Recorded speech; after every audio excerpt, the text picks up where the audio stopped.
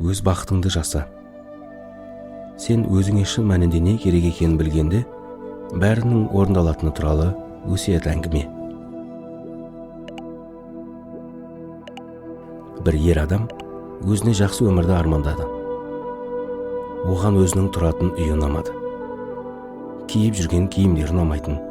Қысқаша айтқанда, оған айналасындағы жағдайдың бәрі ұнамайтын. Сөйтіп, өзіне сұрақ қоятын.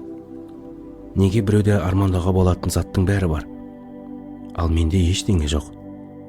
Менде де әдемі үй, сұлу әйел және көп ақшам болса бақытты болатын бедім, деп ер адам күні бойы ойланып жүретін.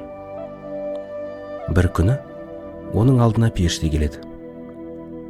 Мен сенің ойларыңды естідім. Саған көмектесуге дайынмын. Тек не керек екенін айтсаң болды. Бәрін орындаймын, дейді. Ер адам қатты қуанып кетеді. Бірақ басында бұл бақытына бірден сене алмады. Жай ғана сұрасам, бәрі орындалады ма? Бәрі осыншалықты оңай болғаны ма? Әлде оның орнына бір нәрсе қалайсың ба? Бірақ періште одан ештеңе керек емес екенін айтты. Сен көптен бері сұраудасың. Өзіңе нақты қажет екенін білесің деп ойлайын. Сол үшін жай ғана сұрасаң болды. Бәрі жақсы болады. Ер адам қуанып кетіп, маған әдемі үй, сұлу әйел және ол аспаз болу керек. Және менде өте көп ақша болғанын қалаймын, дейді. Жарайды, деді періште. Қазір сен ұйықтайсың. Ертең оянғанда сенде сұрағаныңның бәрі болады, дейді.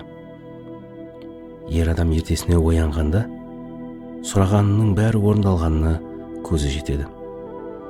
Ол үлкен зәулім үйде оянады. Және оны жылы жүзді сұлу әйелі қарсы алды.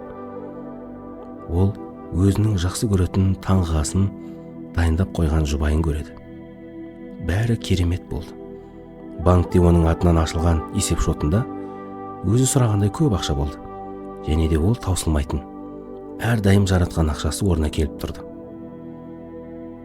Ер адам алдымен өз бақытына өзі сенген жоқ. Қатты таңырқады.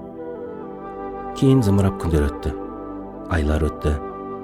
Ал оның жүрегіндегі бос орын мен жалғыздық үлкейе берді.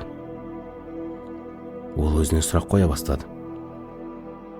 Тағы да нені қажет етуге болады? Онсыз да бәрі бар емес пе? Сол арада өзінің қалаған бақытын сезіне алмағанын түсінеді. Сосын қайтадан періштені шақыра бастайды да, ол келгенде, менде бәрі бар, бірақ неге бақытты емеспін деп сұрайды. Мен сенің қалауыңның бәрін орындадым. Осы бақытыңнан ләззат ал, дейді. Бақытты бола алмаймын. Мен зәулім үйде өзімді жалғыз сезінемін. Сұлу әйелім мені қуантпайды. Және мен сұраған көп ақша маған ләззат сыйламайды. Неге бұлай болып жатыр? Маған жауап берші, періште. Сен менен үй сұрадың. Бірақ оның ішіне жылылық пен жайлылық сұрамадың. Сен менен сұлу әйел сұрадың. Бірақ махаббат пен қарым-қатынастағы түсіністікті сұрамадың. Сен менен көп ақша сұрадың, бірақ олар әкеле алатын еркіндіктің күші мен қуанышты сұрамадың, деп жауап береді періште. Ер адам өте қатты қуанып кетеді де, түсіндіргеніңе рахмет. Енді маған осылардың бәрін берші деп сұрайды. Періште, егер бәрін түсінсең, онда бар да бақытыңды өз қолыңмен жаса, деді де жоқ болып кетеді. Ал ер адам ұйқыдан оянғанда өзінің бұрынғы үйінде әйелінсіз және ақшасыз екенін түсінеді. Бірақ ода өзіне нақты не қажет екенін білетін білім мен сенімділік болды.